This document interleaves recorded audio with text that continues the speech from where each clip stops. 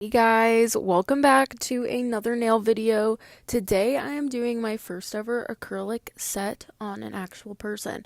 You've seen acrylic videos on my channel before on real human hands, but it's only ever been one finger, and there's a reason for that. It's solely because I was just practicing, and this is my first time doing a full-on practice set, all 10 fingers. And when I say this took forever, oh girl, I mean it took forever. This video is only 8 minutes long, but it took almost 5 hours to do these nails, and it was solely because my application was so bad with the acrylic. But obviously that's gonna happen. I'm still learning how to use it. So it only took forever because we had to file so much, and you will see that, trust me. But I just prepped her nails, went ahead and did an alcohol wipe. Now we are going in with the file, just roughing up that base, getting it all ready for that acrylic to adhere properly.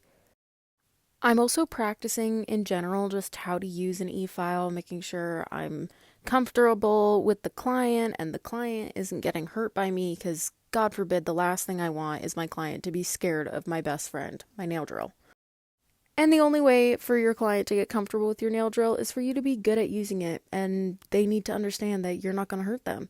And you can only learn that if you keep trying and learn how to properly use it. Trial and error, making sure that you know and understand how the speed works, all that type of stuff. Angles, pressure, it's all very important, and an e-file can be very dangerous if you don't use it correctly. So please, if you're using one at home, make sure you are using it correctly and not hurting yourself or others with it. Here is the inspiration picture that the client provided me. As you can see, it's a pretty simple design. It's just some French tips and a little heart, little Valentine's Day. She was getting these done specifically for a date she had on the weekend for Valentine's Day. I wanted to get this video up before then, but I kind of went out and got a puppy. So I've been a little busy taking care of that munchkin and haven't had time to edit all of the footage from this because I did these nails the same day I got the dog. And puppies are a handful, okay? If you don't have one, trust me, they're a handful. One thing I love about working on a practice model is that I can talk to them very easily and just be like, hey, I need you to tell me if something hurts. Because I'm learning, and if I'm doing something with too much pressure or if I'm holding her finger too tight, I'm not gonna know that just off the top of my head. But if she tells me, then I can be sure to not do it with anybody else. And I know that sounds kind of messed up and crazy, but this is one of my best friends that I'm working on. So I promise you, she was not terrified with me saying that to her. Now, a big thing she requested that wasn't a part of the inspo picture was no 3D elements at all, so the gems were a no-go. And she wanted a ballerina shape instead of coffin. You'll see towards the end what we ended up substituting for the gems, because to me, it just needed something. It needed bling. I have a problem. I love glitter. I love things that shine. Hence why you will almost never see me with a solid nail color. I have cat eye on my nails in this clip.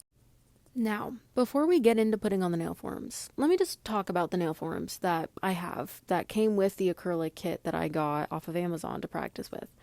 They are indeed plastic forms, like hard plastic.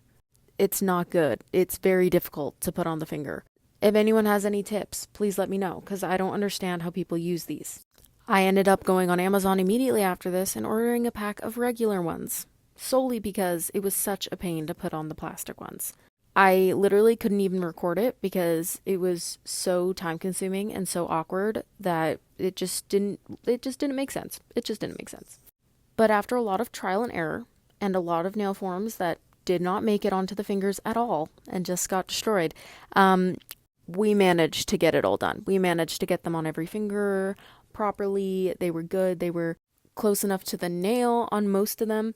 In the very end, we realized that one nail was sitting a little bit high, and we couldn't figure out why.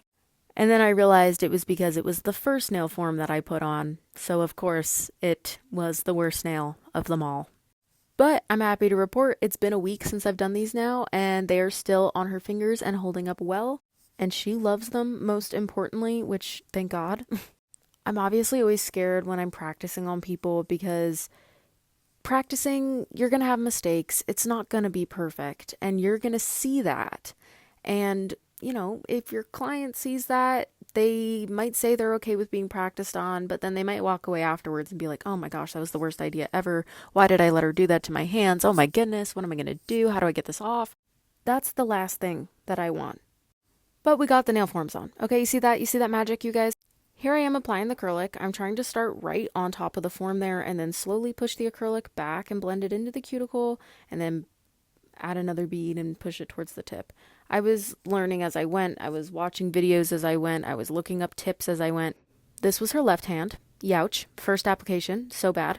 Funnily enough, I did not do an individual clip of the right hand, but the application was a lot better. I went ahead and trimmed and filed mostly off camera. But I mean, you saw where we started. You saw how long it took to get them to this point. Okay? You saw that. So much filing. So much. We're finally ready for paint.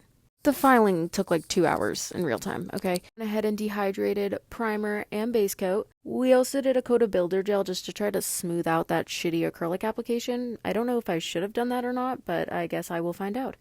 If and when I do it again, I will not be using builder gel over top to smooth it out. Obviously, hopefully my application just gets better and I never have to do this again. And in reality, the left hand is the only hand that really desperately needed some bumps filled in. And I should have just done it with acrylic. I know. I'm sorry. Don't be mad, guys. I'm so sorry. I'll do better. I will. But we were doing these for so long that both of us were so tired and we were just like, oh my God, next time will be the time. Next time we'll improve. It'll be good. The whole focus of this was next time it will be better. But we decided to go with a gray base instead of the nude base. You can see I'm already going back in with my file while I'm painting because I noticed spots that were messed up from now the builder gel being put on there, which was just my own fault. But anyway, we went around and did a nice coat of our base color. This is shade 0838 from the Modelones polish. I'll put the name on the screen. I'm so sorry. I do not know how to pronounce it, so somebody please correct me for the love of God, because I've said it wrong like 20 times.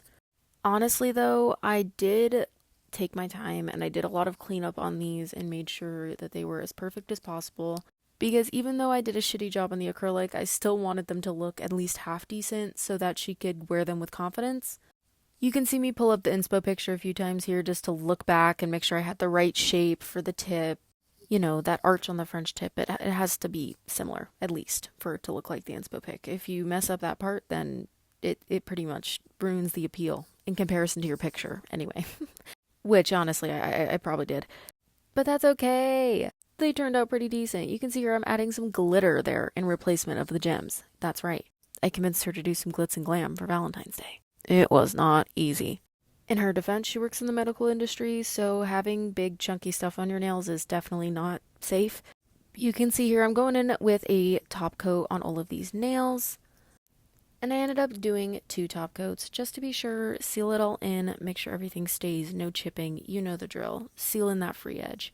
Went through and did a quick check, made sure they were fully covered, and didn't miss any spots because we all know that happens sometimes if you rush a little bit. You don't rush on clients, people, but here they are. They're so beautiful. Thank you guys so much for watching. Comment down below what I should try next. Subscribe, like, and share. Love you guys. Bye.